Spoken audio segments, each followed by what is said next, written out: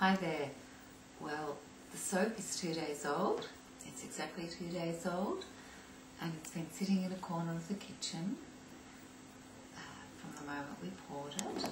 I wrapped it up in this old sleeping bag and a baby blanket, and it's nice and hard. So let's have a look at it. I'll uncover it. I haven't uncovered it yet, but I can feel that it's solid.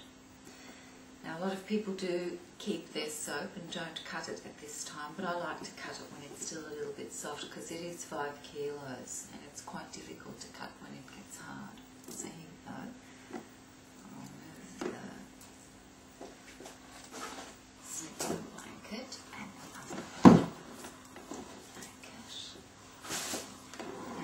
And you can come in and have a look at the soap, which is set.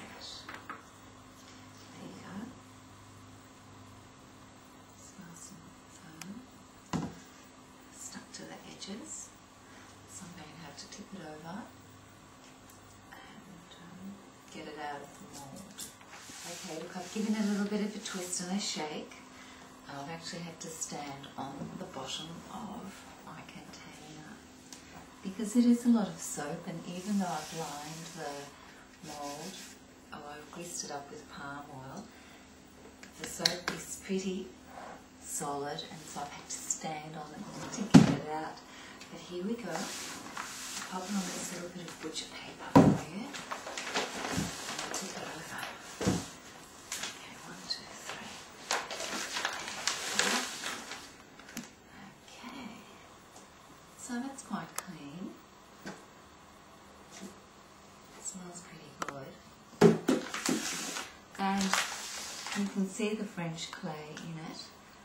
On the top there, the little bits of clay. Now, you can leave it like this to cure for 3 weeks if you like, but I prefer to cut it. So I'm going to show you what it looks like. I'm going to cut it now.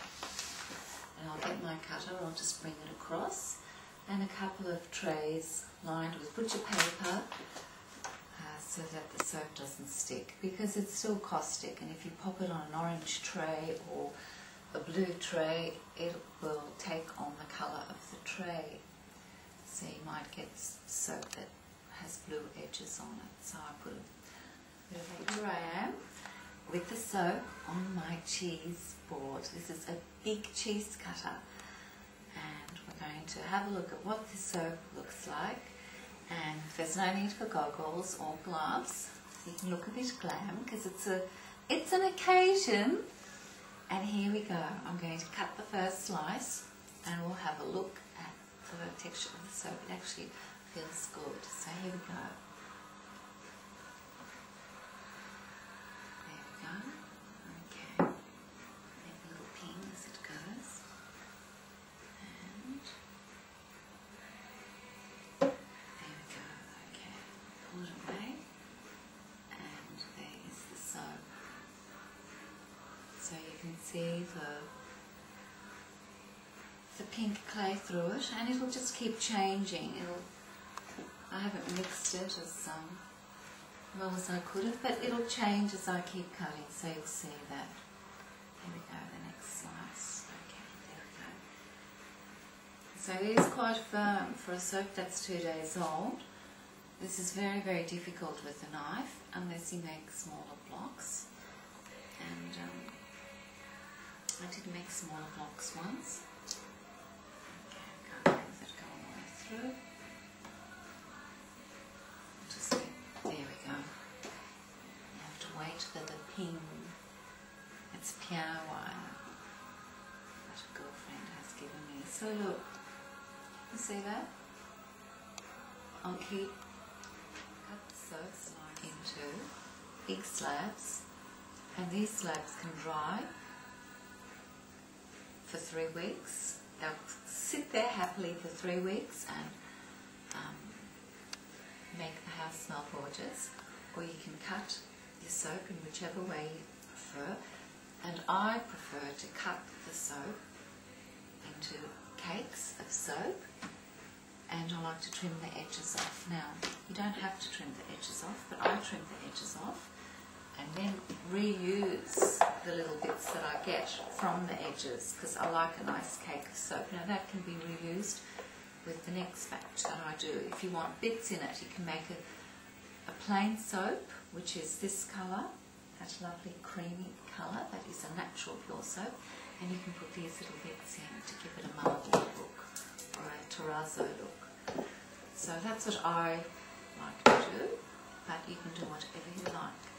And you can make small batches and use your cheese cutter that you have, your little cheese cutter, if you should use an ice cream container. I make huge batches because I don't make them as often as I used to. But this is what your soap looks like, and this is our orange and lemon soap. So that can cure, and you can use it in 3 or 4 weeks. No need to wait 3 months because it just doesn't have the caustic in it that other soaps do. So, okay, happy soaking, and I might see you again. Splish splash, I was taking a bath, long about a Saturday night. Yeah, rubbed up, just relaxing in the tub, thinking everything was alright. Well, I stepped out the tub, put my feet on the floor, I wrapped the towel around me and I opened the door, and in a splish splash, I jumped back in the bath. Well, how was I to know there was a party going on? There was a splishing and a splash, reeling with the feeling, moving and a grooving, rocking and a roll.